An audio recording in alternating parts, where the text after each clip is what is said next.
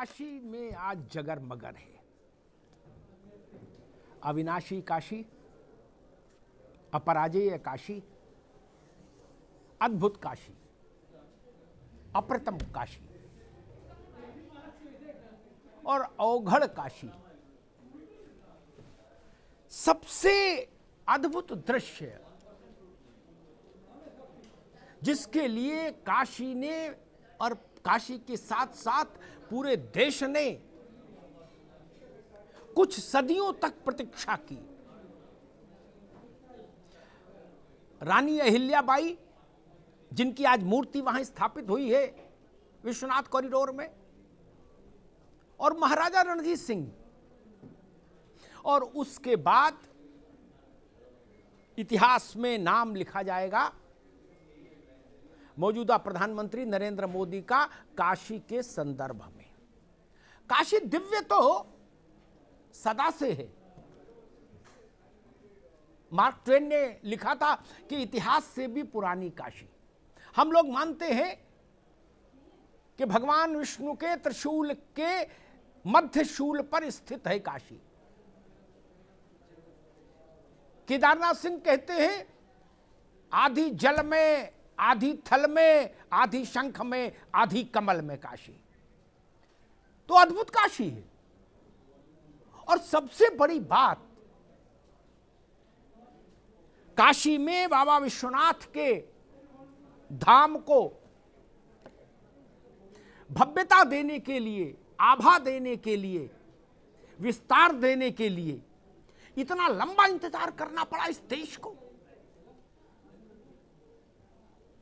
और उसके बाद कहीं जाकर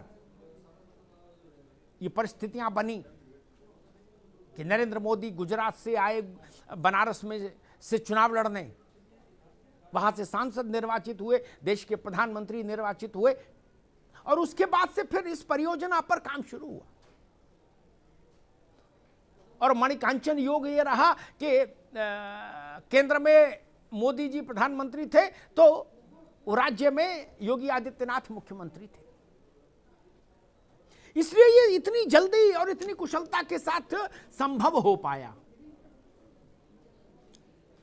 ये जो तस्वीरें हैं आज की, भूल जाइए राजनीति, भाजपा, सपा, बसपा, कांग्रेस सब छोड़िए। ये जो तस्वीरें हैं ना आज की बाबा धाम की, काशी विश्वनाथ संकुल की, ये तस्वीरें हिंदुस्तान के हृदय पटल पर बहुत लंबे समय तक सुरक्षित रहेंगी, उसके मन को आनंदित करती रहेंगी। मैंने कभी कहा था कि काशी, मथुरा और अयोध्या यहां स्थित हमारे 3 प्रमुख आध्यात्मिक धार्मिक केंद्रों को ध्वस्तीभूत क्यों किया आक्रांताओं ने? ये शहर तो सामरिक महत्व के शहर नहीं थे, ये आर्थिक महत्व के भी शहर नहीं थे। फिर इसलिए किया आक्रांताओं ने वहां हमला क्योंकि वो भारत की आत्मा को चोटिल करना चाहते थे। तो अगर अयोध्या का पुनर्निर्माण होता है, काशी में बाबा विश्वनाथ के धाम का पुनरुद्धार होता है, तो वो भारत की आत्मा का पुनरुद्धार है, भारत की आत्मा के आत्मसम्मान का जयघोष है, शंखनाद है। तो ये एक बड़ी चीज है आज का दिन। और एक दिन वो था जब अयोध्या में मंदिर का भूमि पूजन हुआ था, वो दिन। और इससे पहले जाएं तो जब सरदार वल्लभ भाई पटेल के प्रयासों से सोमनाथ का पुनरुद्धार हुआ था, पुनर्निर्माण हुआ था। तो सोमनाथ से लेकर विश्वनाथ तक की यात्रा है भारत के आध्यात्मिक और सांस्कृतिक पुनर्जागरण की। अद्भुत, अकल्पनीय। लेकिन एक सवाल और उठता है, हम इस बहस में इसको क्यों लाए? अब उत्तर चाहिए में, क्या उत्तर चाहिए? वो इसलिए लाए कि कोई भी बड़ी घटना घटे, इवन पानी भी कम बरसे, तो उसका भी असर राजनीति पर पड़ता है। प्याज का रेट ज्यादा हो जाए तो भी राजनीति प्रभावित हो जाती है। फिर ये तो इतनी बड़ी परिघटना है। तो काशी में आज जो कुछ घटित हुआ उसका 22 में उत्तर प्रदेश के चुनाव में और 24 में केंद्र के चुनाव पर क्या और कितना असर पड़ेगा, इस सवाल का उत्तर ढूंढने के लिए इस मसले को हम जेरे बहस लाए। विक्रम राव साहब, मैं देख रहा हूं काशी कॉरिडोर को लेकर भी प्रतिक्रियाएं बड़ी दुखी आ रही हैं। दुखी आएगी अमिताभ जी। ठीक है, रुको भाई, अरे रुको माल को बना जी, विक्रम राव साहब, जहाँ पे जी, कुछ भली बात, अरे रुको भाई, क्या बात है, विक्रम राव साहब जी, भली बात, कुछ भली बातें कर ले हम लोग। राजेंद्र बाबू के बारे में अगर ये बात करते हैं जी, तो यही बनारस है। राजेंद्र बाबू ने पंडितों के जी, पैर धोए थे, बड़ी आलोचना उसकी भी थी। तब कांग्रेस अध्यक्ष राजेंद्र बाबू का किसी ने आलोचना नहीं की लोगों ने तब। खैर छोड़िए, पहली बात तो मुझे कहनी है अमिताभ भाई जी, आज आपको कुछ इल्हाम हो गया है जी, आपकी शब्दावली इतनी तेज है, गंगा प्रवाह जैसे। अच्छा लग रहा है। मैं कन्हैयालाल माणिकलाल मुंशी की बात से शुरू करता हूँ अपनी बात। वो साक्षी रहे, सरदार पटेल के साथी रहे सोमनाथ के पुनरुद्धार में, भारत के उप प्रधानमंत्री थे, कांग्रेस पार्टी के कई बार नेता रहे, बापू के नजदीक थे।